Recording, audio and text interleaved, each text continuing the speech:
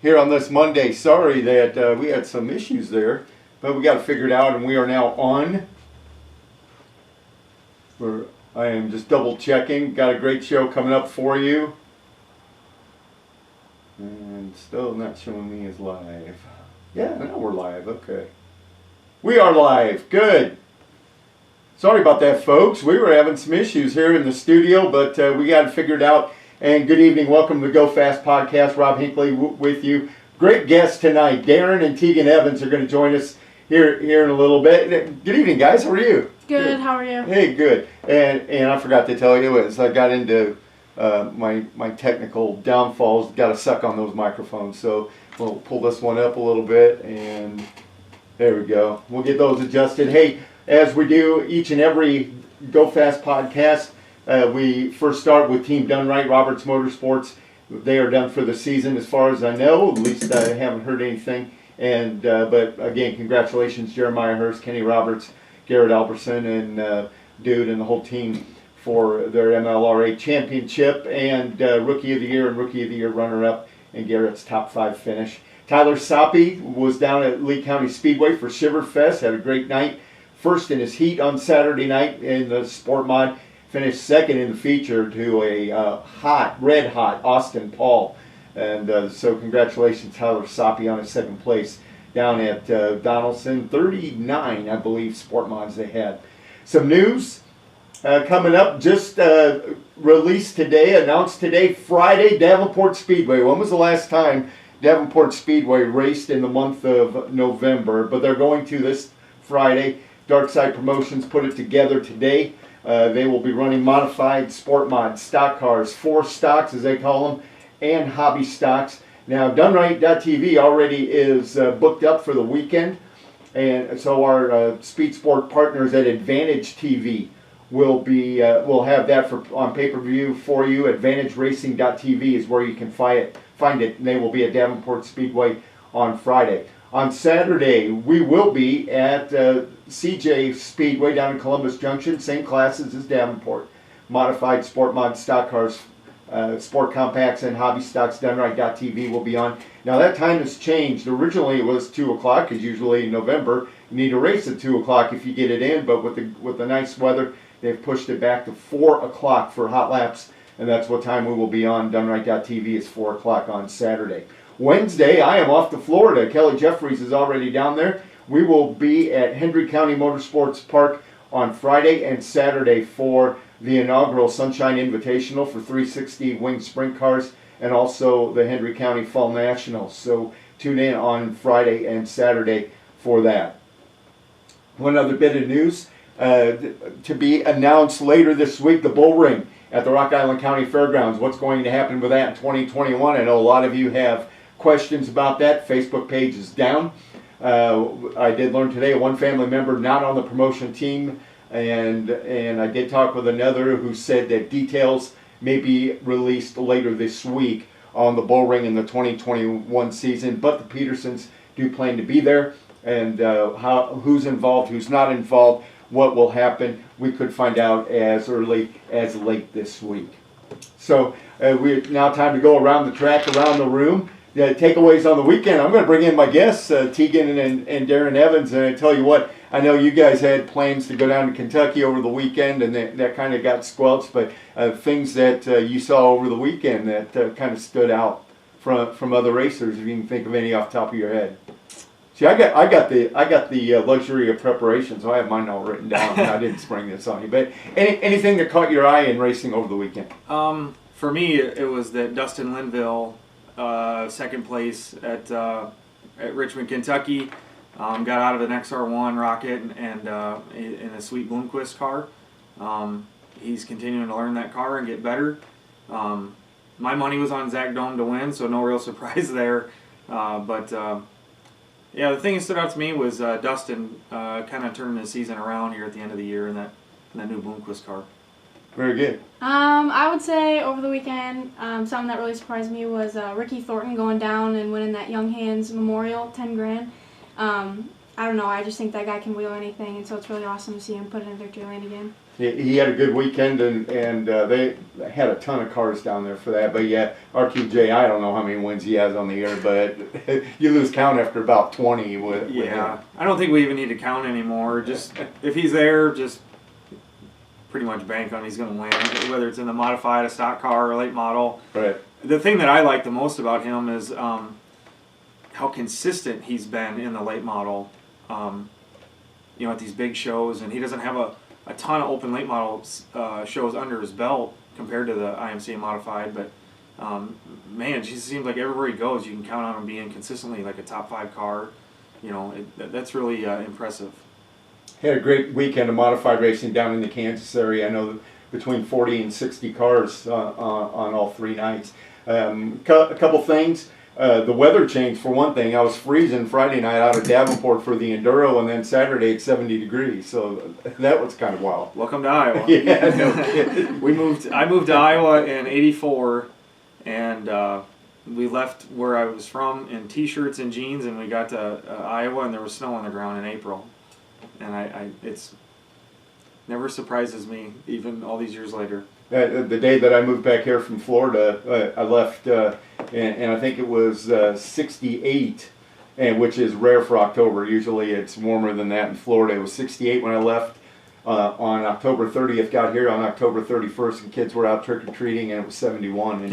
And when I got here, so a couple of years ago. A couple other things. Great show down at Lee County Speedway for the Shiverfest. 143 cars in the 5 classes that they had, and just a great show. Another takeaway, you guys know who Jake Croxton is. He flagman, used to be competition director for a couple tracks down south. I didn't know who he was. No, I've never heard of him. I don't know. I know he's flagged, and I see on his Facebook page he's been United States Auto Club and that kind of thing. That guy can wheel some sticks now. He was tremendous flagman, kept the show running the other night, and so that was my first experience with Jake Croxton as a flagman, and he did a great job. And now we're friends on Facebook. So,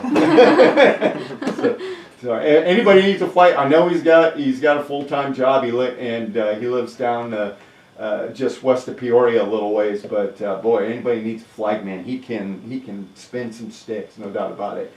Also, the Enduro at Davenport, Dustin Began, congratulations on that win. He won it by 1 lap. He passed Joe's Roslick late in the race to put him a lap down, went on to win. And then also at Lee County Speedway, looking for a long tow. How about West Fargo, North Dakota on Saturday night? They had a sport mod there. No, I mean, we towed to North Carolina on a Wednesday and Thursday. This stuff's addictive, and if somebody's racing, Tegan and I's mentality is, let's go. If we have the tires and everything that fit the rules, let's go. So at least we're not the only ones. Absolutely, and in fact, I think the announcers at Lee County, I didn't get a chance to talk to the driver, but there was snow on the ground in West Fargo when they left. Oh boy! come down to Donaldson.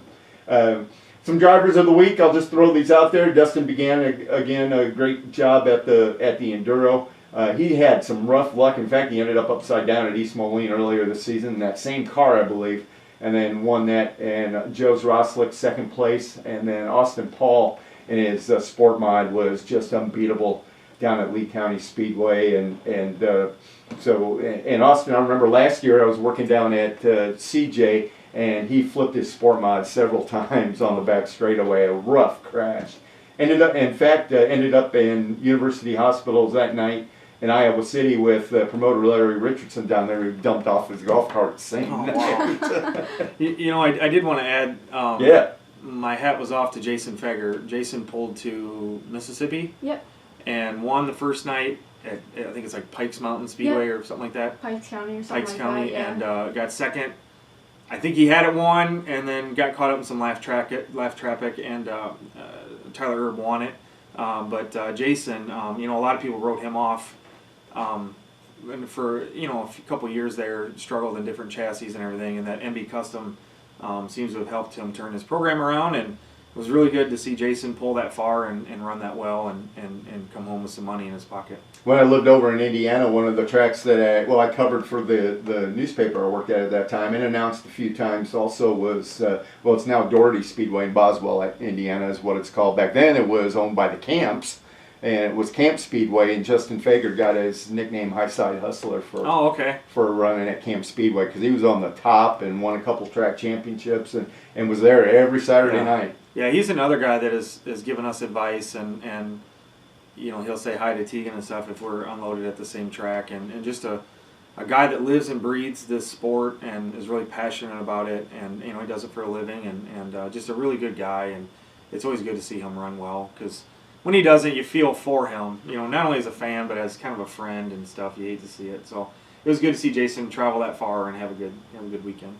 Absolutely, absolutely. So there's our drivers of the week. I know we got started a little late, and we want to get into talking with these guys. You don't want to listen to me. Hey, we want your opinion on Facebook, and a couple people already chiming in on Facebook. Yes, we had a race last Friday at Davenport, and a race this Friday at Davenport. Darkside Promotions, Timmy Current, Ryan Doom put it together today, and so that will be there. Dante Kelly asking if we're going to be at Davenport. No, we won't, but our Speed Sport partners, Advantage Racing.tv, will be there on Friday night. We were not able to put it together. We're already double booked for the weekend. So, but you can catch the Davenport race Friday on Advantage Racing.tv. But also on Facebook or on YouTube, wherever you're tuning in, we want your opinion on your driver of the year, and I don't care what, even NASCAR, if you want to talk about NASCAR. Oh. But I'd rather you didn't. But we said no N-word. That's how we would come with no N-word. Hey, just give us your opinion on Facebook for your driver of the year, or on YouTube. I'm monitoring Facebook, so that's where I'll say it. Who's your driver of the year for 2021 or 2020? And we'll say so far, looks like we got a lot of racing left to do. At least 2 races around here this weekend, and some close to the Quad Cities, close enough to drive anyway, throughout the month of November. So who's your driver of the year? Hit us up on Facebook, and we'll read some of those as they come up. Do you have one yet? No, I thought about it, and when I came up with the idea here about an hour ago, and I got to go with Jeremiah Hurst. Okay. I think for our local driver of the year, yeah. And picking up the championship, MLRA championship, and that kind of thing. But the list can go on and on. Yeah. I mean, I'm a Brandon Overton guy. Like, new team, out of the gate, ridiculously fast. Anywhere he unloads, I mean, I know Brandon Shepard gets a lot of the hype, but I think Brandon Overton for me is in late models, my driver of the year. Absolutely, and you know, for the and it can be any class. So let us know who you think your driver of the year. Tegan, do you have a? Yeah, mine was going to be Brandon Overton. I mean, when we went down to North Carolina for that Thursday, Friday, Saturday deal, Brandon went and won 3 days that weekend, and it was, I think he said on Facebook, it was a couple tracks he's never even been to. So for him to just hop in and win like that, he's definitely my driver of the year. I know he had a great series on Ray Cook series too. Yeah. I think he won the first 2 races and ended up winning that. So that's awesome. Something we started last week, a little bit of history around here. Okay, so all right, so Kelly just chimed in. It is going to be on Done Right TV. But our friends at Advantage are helping us with the production, but it will be on DoneRight.tv. So I apologize. So Friday's race at Davenport is on DoneRight.tv. So keep that in mind. And some history, and we go back to September 2nd of 1999, and just with everything that has happened, not just this year, but in the last few years with NASCAR and the Chicago track and all that. But on September 2nd, 1999, after 4 years of battling, East Moline developer John McChurch permanently abandoned plans to build the $40 million Quad City International Raceway Park. And this was the third site, because originally it was going to be in East Moline, and he didn't get right outside East Moline over Quad City Downs area, I think, and he did not get city backing on that. Moved it to Joslin, the Joslin area. and the Illinois project failed due to lack of state financing. So in May of '95, as Iowa legislators were approving a $25 million tourism bill to help the Quad Cities track in Davenport, a NASCAR alliance with the Indianapolis Motor Speedway announced a partnership to build Chicago. And then Church said that after that, he was told it was unlikely that any NASCAR dates would be available for a track in the Quad City. So since then, we have Iowa Speedway that was built, and now Chicago Speedway, which is off the NASCAR schedule. So yeah, the rumor is it's going to be tore down. Yeah, yep. Yeah. It's unbelievable. And then McChurch and his partner invested $675,000 in the project. Bruton Smith of Speedway Motorsports was to put up $5 million of equity in the project if $10 million in local and state financing was obtained, and the track was estimated to generate or create 1,442 jobs in the first year, but it never happened. So that happened on this date, September 2nd, 1999, the final shot at getting a NASCAR style track in this area. So hey, enough of me. Let's get in. Let's get into it. Darren Evans and Tegan Evans. Hey, for those of you we've interviewed both of you before and on our live look-ins and that kind of thing. Let's start from the beginning, Darren. How did you get this wheel horse behind the car? Well, so I was always into the 5-liter Mustang scene. I grew up around dirt circle track racing, but you know, when you get into high school, you get in, you know, you buy a fast car, and then maybe you get in trouble drag racing on the streets, and so you go to your local drag strip. And anyway, so when Tegan was born, that was my daily driver, and I would pick her up from school and from daycare in that Fox Body Mustang, and you know, there was a big tachometer on the dash with a shift light, and she would point to the shift light and tell me to make it come on, which it was programmed at a certain RPM. So I would run through like 3 or 4 gears, and then that was kind of her introduction to speed and horsepower, and then from there just started. You know, I didn't want to pay for a babysitter, so if I went somewhere, she just went with me, because I had no problem taking my daughter. I kind of liked her when she was born, and things have changed. Yeah. Well, that's part 2, but so I would just take her, and then she became like, you know. Like with my buddies and stuff, it was just kind of second nature that Tegan would always be there, and we went to drag races and stuff when she was really little, and for whatever reason, I grew up watching Ray Gus Jr. when he drove for the Eckridges, and just a really hard-nosed racer, phenomenal driver, and I was at work one day and I opened the Quad City Times and I saw that Ray Gus had finished at East Moline. I thought, wow, he's still racing. So I went. And Tegan then asked me, where are you going? And I said, you know, to the local stock car track. And I took her. And then what it was the Yankee. I took her to the Yankee in 2009. Yeah, it was a long time or ago. 8, something like that. And they had the open motor late models there and the sprint cars. And it just sank in. Something about the circle track stuff had more of an impression than drag racing. And so then the next year, she got to meet Ray Gus that weekend, and then the next year, I don't remember what year, but I want to say like 2010 or 2011, I think we went to almost 90 races. Everywhere Ray was racing, she had to go. Wow. It was like 3 or 4 nights a week at least. I mean, I was driving to Marshalltown for a Deary show, which is 3 hours, driving home, and I had to be to work at 8 a.m. just so she could see Ray Gus. And don't get me wrong, me too. I mean, I'm just as big a fan of this sport. And then we were at Brian Gaudy's shop picking up an engine, and you know, his daughter had raced, and we learned of dirt go-kart racing. And Tegan then asked, you know, about trying it or whatever, and I sold everything I had and bought trailer and motors and go-karts and stuff, and that's kind of how it all started from there. And now we're trying to be like the people that we idolized, you know, watching as a little girl, but that's kind of how it all started. Just kind of introduced her to racing and cars, and just because I've been around cars my entire life, I work on cars for a living, and it's for me it's beyond an obsession. That's kind of all I think about. So now that we're in in this sport together, this, kind of trying to run with the big boys.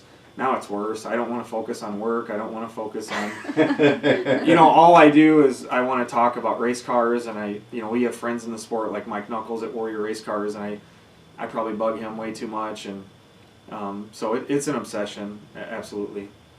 Oh, there's no doubt about that. But I have to give you kudos, Tegan, because I remember when I was little, and the closest I got to, the most technical I got was my mom and dad's 1965 Impala wagons muffler went out and made a loud noise. It made my dad drive me around the block because it made me feel I was in a race car. And you're talking about shifter lights. Yeah, I can't really remember. I can't really remember a weekend where I wasn't at a drag strip or in my dad's Mustang going down 2nd Street, racing somebody. So it's just kind of like what I grew up on. From the minute, like, my first memories are being in the garage, helping wet sand, or standing outside the garage waiting for my dad to, be in between painting a car or going and picking up another side job for my dad or whatever it was. I was always around it. So, well, and I think part of it too is I wanted my daughters to learn a work ethic, and if there was work to be done, you just helped and you helped get it done, and that was part of it too. Was just, I didn't want my kids being lazy couch potatoes. So if there was stuff to be done, they had to help. Or his friends always had really nice cars too. So they'd come over, and then it'd be just like a party with all these really nice Fox bodies and these fast cars in our driveway.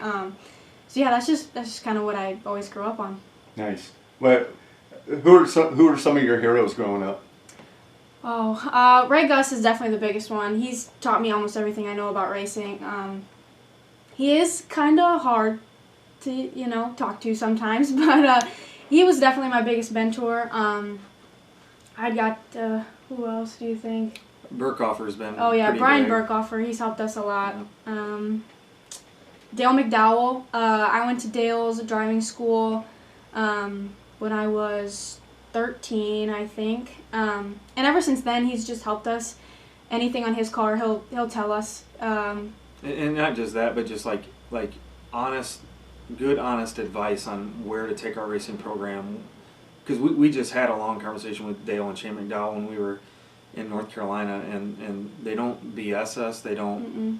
You can trust the opinion they're given and what direction to go and everything. So even when we were in North Carolina, Dale was straight up with me and told me that, here's some driver errors that you're making, and then he'll also tell me how to fix them. So he's just always been there for us. I think one thing with mentor especially, and Tegan, for those of you that don't know, is 17. And so when was your first, what age were you when you got in a late model the first time? I was 12. yeah. What? Yeah, I think I was 12 years old, yeah. That's great. And I forgot the point I was going to make now, but when you have a mentor, the biggest thing is not just the bring up the criticism, but then how to fix it, isn't it? Yeah, because my dad never drove anything. Like, he knows cars and he's a very good drag racer, but he's never driven anything circle track. So, and that was the main reason we even went to Dale's school, was to teach me as a driver, because he didn't want me going out there at 12 years old and knocking everything down. So to have someone like Dale or Ray or Brian who can stop me and say, okay, enter this corner this way, or don't use this much brake, is phenomenal, because I'm not like Bobby or Billy Moyer Jr., who have dads that are in the Hall of Fame. So it helps tremendously. And one of the things, just recently at LaSalle Speedway in a Mars race, and Tegan was running really well, and starting to overshoot her at corner entrance because she's so competitive and she knows she can be faster.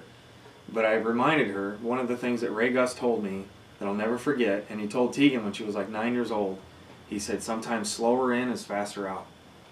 And I reminded her of that, and I said, hey, remember that time when at Davenport and Ray told you, so those kinds of tips have just been huge for the both of us, but especially for Tegan. And what's ironic about this is, if I say it, it's meaningless. But if I say Ray Gus said it, then it's gospel. As a parent, I get that. Yeah. I get that as Yeah. a parent. Yeah. And So if I walked up to her and said, sometimes slower in is faster out, I'd probably get a middle finger as she's walking away. But if I say, hey, remember that time when Ray Gus said this? And then so it's been big. Got some people chiming in. Speaking of Hall of Fame, which Ray Gus Jr. is in the Dirt Late Model Hall of Fame, Jerry Mackey, my fellow announcer, says Jeremiah Hurst is a great pick for Driver of the Year. I'm going with Jeff Ike. Great season, both the late model and the modified, plus adding him to the list, the Dirt Late Model Hall of Fame. And Jeremy Clement, good question. Where do they race? We're going to get into that here in a minute. Justin Velos says, Tegan is awesome, up-and-coming racer. Would love to see her do more local weekly racing. Good luck in 2021. Kevin Schroeder. Kevin, thanks for tuning in, as always. He picks Dallin Murdy. That's another good choice for Driver of the Year. And Dallin, in fact, won his feature. The Game Changer won his feature down in Lee County at the Shiverfest the other night. So we get to that question. Jeremy Clement, our friend from up in the Cedar Rapids area, wants to know where you race. I know you race the local and the IMCA scene, but you said it's time to hit the big boys. Well, yeah. I mean, we ran UMP crates for 3 years, right? 4 years? Yep, 3. 3 years. And then IMCA allowed the crate engine as an option last year. And so it just made sense to race closer to home. And then at the end, and I don't want to get into too much, but we didn't have a lot of fun. And at the end of the year, I felt her maturity was finally there to understand, the car and the horsepower change. So at the end of the year, we went to the Dome, and she drove a Bob Pierce car for somebody else. It wasn't for me. And right away you could see that the motor change wasn't going to be an issue. So at the end of the year last year, we decided that it's kind of like when you're going to college. You can go to a community college for 2 years and then you can go off, or you want to go to a good school to get the best degree. And we felt, since this is a career that Tegan wants to pursue as a dirt racer, that let's go get our butts kicked by Kevin Weaver and Jason Feger and and Brian Shirley and Shannon Babb, and because I felt that it would speed up her learning curve as well as mine very quickly. Just because I'm not knocking local racers by any means, but our goal is different than most, and to achieve that goal, we felt that we needed to get in the ring with Mike Tyson a few times and get knocked around. So because it's just, for those that don't go to many open late model races and aren't in the pits and aren't in the scene, it's just a whole different world. It is, and we just felt that it was just time to make that step and get the big engine and get a new car and just go for it. And it was kind of either a sink or swim kind of attitude, Me and my dad have never really been good at points racing because we don't like to stay local. We like to travel. But to narrow it down a little bit, we usually race mostly UMP sanctioned stuff, so more like Central Illinois, Peoria, Fairbury, Spoon River, places like that. But even when we ran the UMP crate stuff, we could never stick to just 1 or 2 racetracks. I mean, we tried to stick with Donaldson and Peoria, but we'd end up going to Spoon, and we'd end up going to the crate races at Fairbury, and we'd be all over the place. So I think the only track we really wanted to stick with was Macon. Yeah. That is my favorite racetrack on the planet, and the first time we went there, she come in from because at that time she liked bigger racetracks, Spoon River, Donaldson, and Macon, for those who don't know, is a fifth of a mile. It is tiny, and to give an idea, we run, say East Moline, we usually run like a 671, 686 gear. Peoria, we're usually around a 690 to 70. Macon, we were on a 757. And so anyway, I took her to Macon, and she come in from hot laps, and she says, I don't ever want to see this place again. And because it's fast, but it's so little, and your reflexes got to be really good. So then I just thought, well, to heck with this, I'm going to take her every week. And we started getting really good down there. And Brian Shirley and Shannon Babb both told me, if you can race at Macon, you can race it anywhere on the planet. And at first I thought, because they both grew up racing there, I thought, okay, whatever. And I wholeheartedly believe that if you can, we had a couple runner-up finishes down there, and man, a lot of top fives and stuff. But If you can run around that little racetrack, you can run about anywhere. Well, the racetrack, and that racetrack also, it's one of my favorite tracks as well. And I have not been since the early '80s. I used to travel around a little bit with Gary Webb and just follow him around and that kind of thing. And he went there basically every Saturday night. The second year he won the UMP championship. Yeah. And back then it was kind of middle of the racetrack, load racetrack. But now you look at the Herald and Review 100s and stuff like that. And you got Dennis Erb, Brandon Shepard, and Shirley and Babb running the top of that. Yeah. So how do you like that track, and where do you run it? Like he said, when we first went there, I never wanted to see it again, just because as a driver, it's a pretty challenging track. I mean, you got to turn it in early. You've got to constantly be on the gas. I mean, like you said, your reflexes got to be up. So when we first started going there, I'm already a bottom dominant kind of driver. So when we started going there, it was mostly, like you said, just bottom, middle, and I thought that there's no way we could fit three wide around this racetrack. Like, it's not possible. It's not wide enough. But sure enough, us crate guys, we'd be 1, 2, 3, up the racetrack. And slowly, I started to become more of like a middle topside driver. So I'd like to say I can race, the whole racetrack. But mostly when we went there, I was more of like a bottom middle driver. Yeah. Because that's just what I'm better at. That's what I'm used to. Yeah. When we went to McDowell School, he focused on footwork, and focused on the bottom and the middle grooves especially. So her footwork is phenomenal in running that bottom and stuff. And she gets some flack sometimes for some people. Get it up top. And I'm like, she will if she has to. But if she feels she's faster down there, then she's going to stay down there. Don't get me wrong. I mean, if you need to go up top and you need to drive it hard and you need to bang a cushion, then that's what you got to do, and I'll do it. But I prefer to be down low of the racetrack. Shortest way around. Yeah. It is the shortest way around. And so what... First of all, what's your favorite track? Do you have one? That's hard. Or favorite 2 or 3? Or Yeah, favorite to race on is probably... I like my bull rings, so probably Peoria Speedway in Peoria. Although I can't really get it down, I've never really had any good finishes here. Fairbury, American Legion Speedway is definitely one of my favorites. And then we just went and raced down south at Tri-County, what was it? Tri-County Raceway? Yeah, and I think that's one of my favorites now. Just that clay and the way that they drive and the way that track is shaped, that's definitely one of my top 3s now. So you picked 2 black dirts and 1 red clay. Yeah. What's the difference in driving style? I actually had a lot of questions when we went down there if I preferred like Iowa dirt or if I preferred their clay. And I definitely prefer clay, just because even when their clay is like dry, like our tracks are, it's not the same type of drive. Like, you can drive it harder on slick clay than you can slick dirt. And so I just like it because the racing is harder and it's usually not boring, although the race car does take about 4 to 5 hours to clean all that mud off. And like he was talking about earlier, the radiator got filled with clay. I just prefer the clay over the dirt. Very good. Now around here, I mean, it's going to be a lot of black dirt. But once I know you guys go to Kentucky as well, and race down there. What do you like about that? I loved that. I know that Mountain Motor Speedway in Iceland, Kentucky.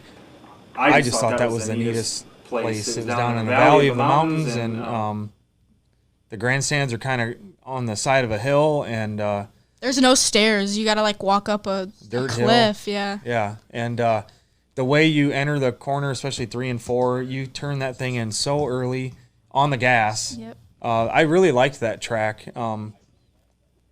Florence, Kentucky is a lot of fun, big half mile. So yeah, it's good to get her out and not just run the same things, because it can create bad habits as a driver. And he had asked you a minute ago about the driving style down in North Carolina and versus. Oh yeah, I mean that's what me and Dale talked about after that night at Tri-County. Was I like to drive it off the right front, and Dale looked me dead in the face and said, "You can't here. You got to drive it off the right rear." He's like, "I'm sorry." Yeah, she kept saying all night, "I can't feel the right front. I can't feel the right front." So, as a crew chief, you start thinking, well, what do I need to do for an adjustment? And then after talking with Dale, you're not going to feel the right front at those racetracks. You have to turn them in early, get them on the right rear, and just stab the gas and go. So it was a huge learning curve for her, and it was good. It was really good. But yeah, I was panicking. I'm like, what do I do to get her to feel the right front? And Mike at Warrior, he must have been watching the race, and he was texting me. He's like, she's keeping it too straight. I'm like, that's how she drives. And he's like, not here, not there. You got to turn that thing in early and drive it off the right rear, not the right front. So not only does like going down there brake habits, and it does make me a better driver, but I mean the people that we meet and the opportunities that we get is incredible. And I know that we just went down to some track in the middle of nowhere in Kentucky at Mountain Motor, but we met some of the nicest people, and like we got to talk with Tyler Carpenter, and we had Mike Knuckles helping, and it's just fun to get out and meet those people. And Brownstown, Indiana is an awesome racetrack. Yeah. I'm definitely hoping that we'll have our stuff ready to go to the Icebreaker at the beginning of the year out there. And James Essex and all the Lucas Oil Late Model Series staff are just the nicest people. They really treat us pretty well. But Brownstown, definitely, I want to go there at least 3 or 4 times next year and race there for sure. I really like that racetrack. Well, it's one of those and I lived in Indiana for 19 years, so I was down there a lot. And even though I lived in the northern part, that was sprint car territory, I'd go down south where the late models were. Yeah. And but that's one of those where you have a wall down the back stretch, no walls in the turns, and a little bit of a wall if you get out of shape, come down the straightaway. So that's quite a round around that racetrack, isn't it? Yeah, and it's another track where you got to be really aggressive with the gas pedal. Even when you think it's slicking off, there's still a little bit of bite there, and you got to drive it hard there. It's really neat place. What's your favorite racing memory so far? Oh gosh, there's so many. All right, I'll take 2 or 3. We've got a lot of time to talk about. I think one of them is when I was 11 or 12, and we were racing with the Kid Mod series. So I was in a modified, and we were just struggling, and we weren't really having fun. So we took our Kid Mod down to Fairbury, and we ran with their, what are they called, like hobby mod class. And we didn't think we were really going to do very good because we got a little motor, and the racetrack's big, and it's always hooked up, and so we didn't go down there with much confidence, but we came home like 3rd or 4th. And I think that's what really opened my eyes to wanting to go to different tracks and different places, just because I finally got to race against people that I didn't know, and it was different cars and just a different environment. And so that's definitely one of my favorite memories. And that was why Matt Curl helped you get your UMP license at 13. Yeah. Because he was like, wow, and what it was is we were having a ton of engine problems, and we'd gotten the engine back from a different engine builder, and we were just trying to find somewhere to get her some seat time. And I called Matt and asked him, and he said, yeah, we could come on down. And we ran up 4th that night. And, all along the way, sometimes you get glimpses of what will become.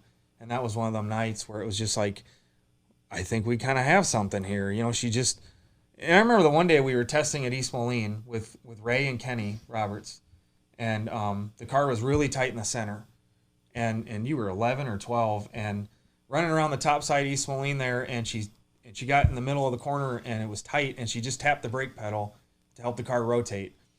And I remember Kenny was just like, oh my God, he's like, well, who told you to do that? And she was just like, no one did. I just felt. So you get these little things, little instances where you just feel, that's why you keep going, because you feel like, I think we might have something here. It's going to take some time, but you just get these little things where you're like, I think she gets it, just naturally gets it. You building that common sense, that common sense. How did that transition from the Dale McDowells and the Ray Gus Juniors and all that teaching you to being able to build that common sense mentality? It was hard, because I think we did so many practice sessions after practice sessions, and I kind of felt, I still say to this day that I'll go out there and, maybe I won't change my lane, and that's why I won't advance in the race or whatever, and I'll just come in and I'll be like, that's what I'm bad at. I can't tell mid-race, when I need to do something, and he'll say the opposite. He'll be like, no, you actually understood that, you went in like this and you need.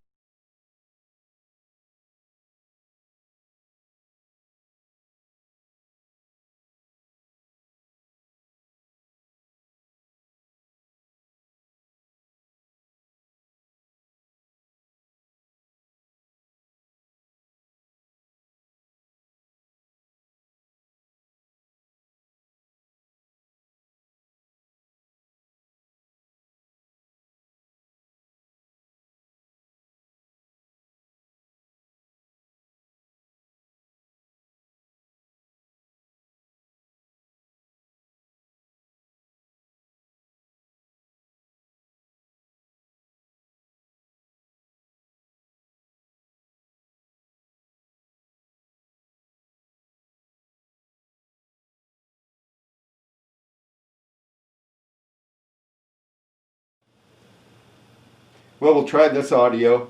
It'll be kind of weird, but yeah, we've been having all sorts of technical problems. But hopefully you can pick us up off of this audio. But anyway, she was talking about Tegan Evans, Darren Evans with us. Tegan's 17-year-old late model star and rising star, no doubt about it. We got a comment from Jeff Hall down there from Peoria. He says, glad to see T grow as a driver from kid mods to supers.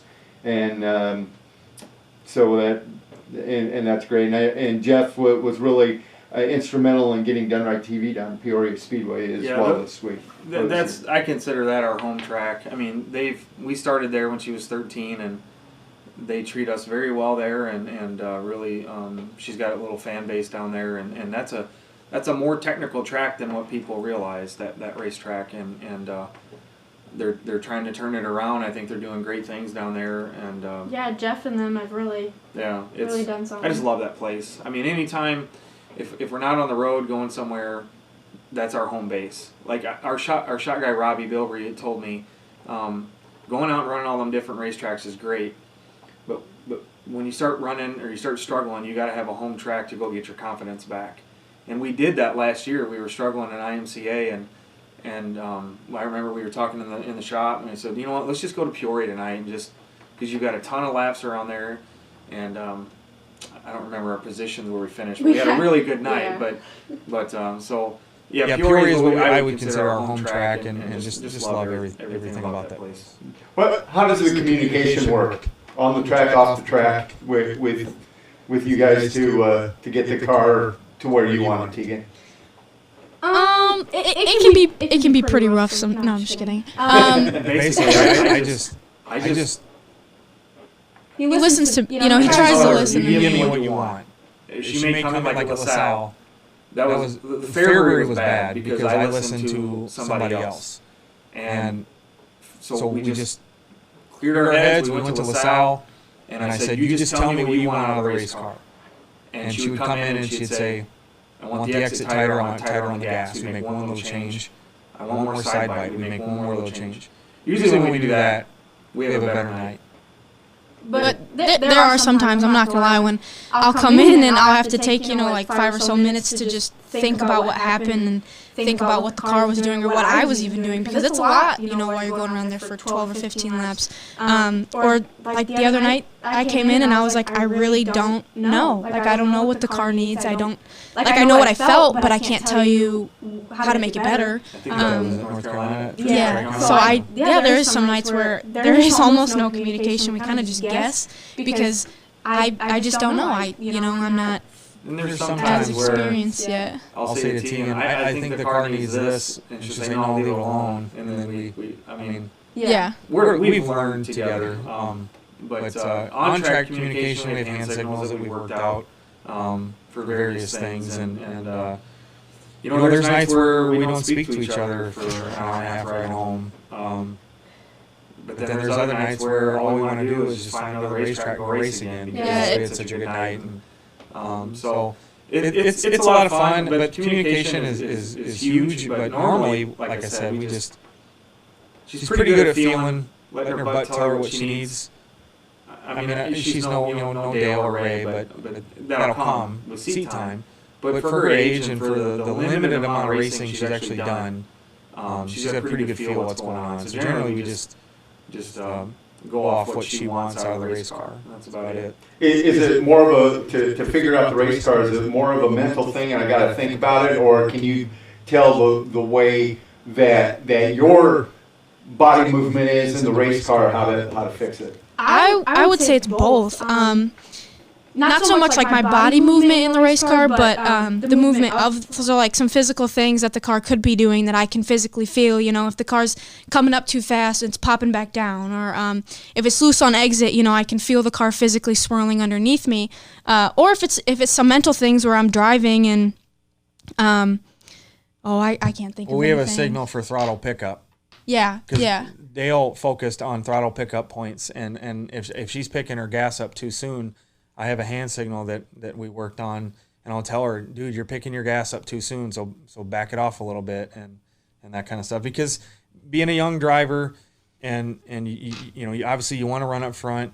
I get a little hot-headed sometimes. sometimes. She gets a little antsy, and Oh, I can't imagine that. Yeah, so sometimes you got to calm her down and get her to know that we still got a lot of racing left, either tonight or the next night.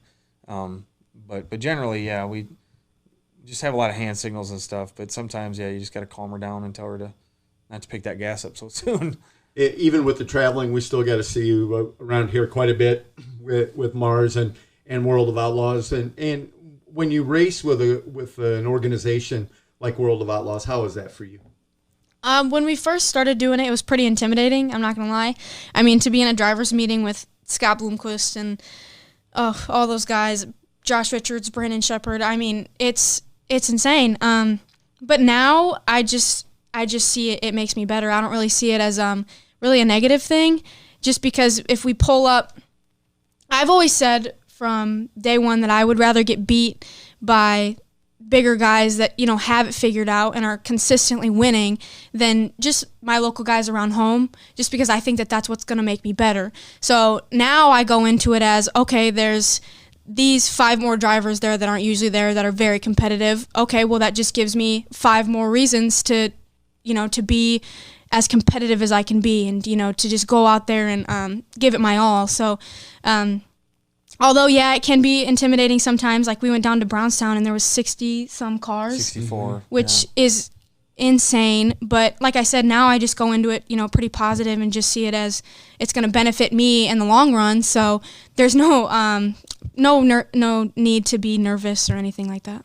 That's one of the most popular races is that race in September in Brownstown. So that's something. And was that when you raced Florence the night before? Yeah, we so, and that's why we went to North Carolina, because if I see there's another track racing, like if we're going to go to Brownstown for 2 days and there's somebody racing a day or two before, well, we're going to go do that too.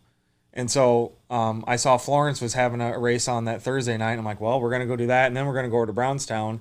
And that's what happened. We had the 2 nights playing in Kentucky at Lake Cumberland and Isom. And then I said, hey, Ray Cook's racing on Thursday night in North Carolina. So we're going to drive all the way there. And then we're going to drive back home. And actually, if we got knocked around there at Isom, and if that hadn't happened, we actually would have ran 4 nights in a row, because we would have went to Florence because Lake Cumberland rained out. And then Clarksville, Tennessee had rained out Saturday, and they raced on Sunday. So we would have went to Clarksville then and ran on a Sunday as well. But we got knocked around a little bit, and the car needed some pretty good repairs, so we just came home. I read an article, and I can't even tell you who it was by. Probably, I'm not even going to try to guess. But they talked with Earl Pearson Jr., and basically it was Lucas Oil late model guys, and they start the season basically 600.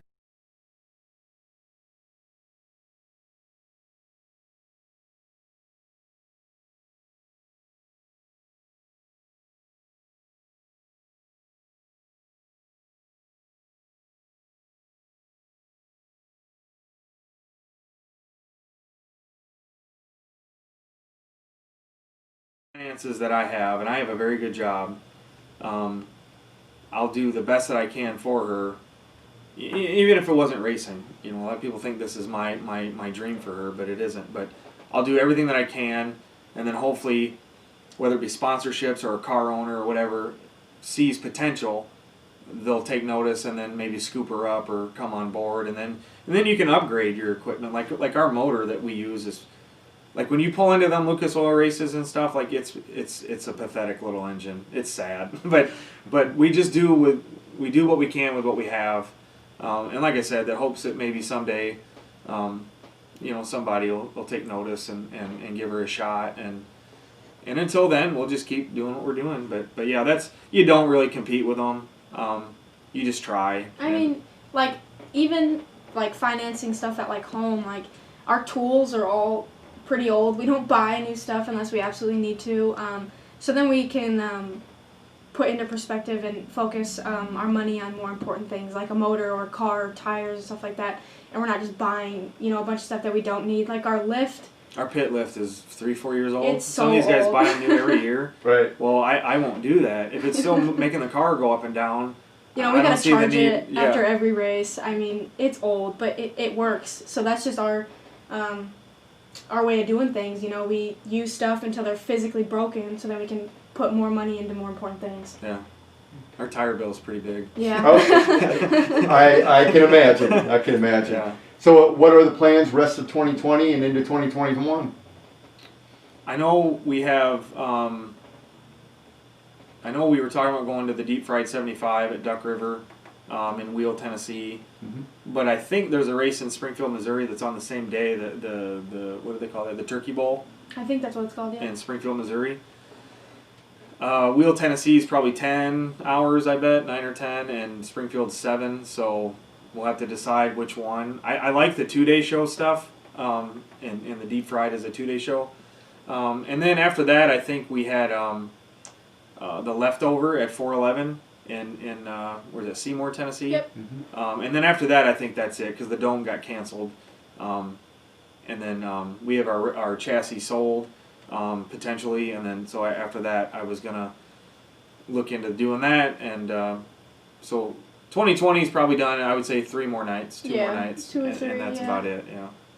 But 2021, We have a few things that we're working on with a few people that, I don't want to get into detail, because if they don't happen, then we're just sticking our foot in our mouth. But we had some meetings last week, and the potential's there for our engine program to be really, really much better. And that's, in this super late model stuff, the engine, like, you have to have 900 horsepower at the beginning of the night. You have to, because qualifying is everything. Mm-hmm. And I think Tegan has the potential, and I think we have a good shock guy. I think our shock program's fine. Even if we stick with the Black Diamond chassis, it's fine. Just our engine program needs to be better. And so we have some deals we're working on for that. And I wanted to start the year at East Bay in Tampa. Now that all depends on if we switch chassis, probably not. But if we stick with the Black Diamond, there's a potential we could go down to East Bay and run the week down there with the Lucas Oil guys. And then after that, it'll probably just be, hey, they're racing here, let's go there. yeah, I don't think we have really any point stuff planned, but there are some races that we miss every year just because we're constantly building. Like last year, we tore our car down to sell it, and then in 2 weeks we had to put a car together to make the Dome. Yeah. And then we got a brand new bare frame that we had to put together. So there's some races at the beginning of the year that we could never go to, like the Toilet Bowl that we're Yeah, going to try in to go to Clarksville, this yeah. year. Clarksville, yeah. And like he said, the Icebreaker at I Brownstown. So there's some races we want to hit. these guys talk about the pros. They talk about there's no off season anymore, and some of them don't like that.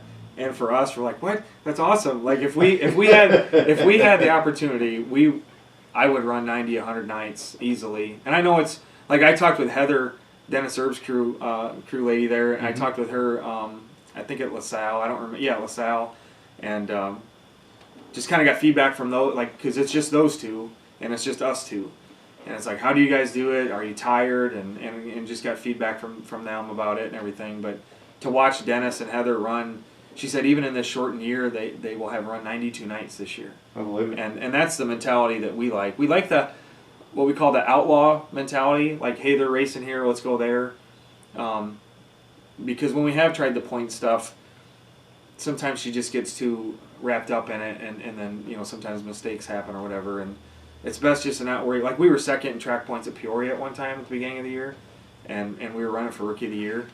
And then circumstances happen, and it takes you out of it. So I think we have more fun when we just go, that track's racing, let's go hang out with them and go try to run against some guys and just do it that way. Probably do a lot more of that in 2021. Yeah.